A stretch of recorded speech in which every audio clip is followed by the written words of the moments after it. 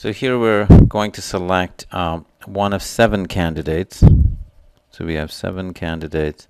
And we're going to select one to fill a position in the math department. And we're going to select out of 10 candidates, we're going to select 2 to fill 2 identical positions in the computer science department. And they also tell us that none of the candidates is eligible for a position in both departments, meaning when we are selecting these 2, it has to come from this pool of 10 and not from these other 7 candidates. And the question is, how many different sets of 3 candidates could we select?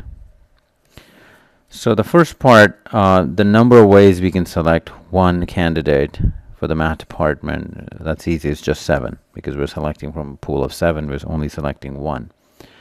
To find the number of ways we can select 2 candidates from a pool of from a pool of 10, this is a combination problem, meaning when we select candidate 3 and candidate 7, the order doesn't matter. So this is combination. So 2 spots can be filled 10 times 9, and then I have to divide it by 2 times 1.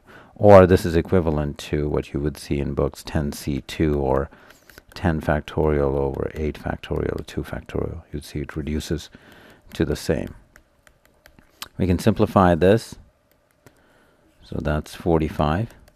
So there are 7 ways I can select the candidate in the math department, 45 in the computer science department. And I'm going to be pairing these up, meaning I'm going to have M1, M2, M3 up to M7, and then I'm going to have similar pools here, C1, C8, C3, C5, and then I'm going to be matching these. So this goes back to the fundamental counting principle, which means if you can do this in 7 different ways and 45 different ways for the computer science department, then the total number of ways would just be the product.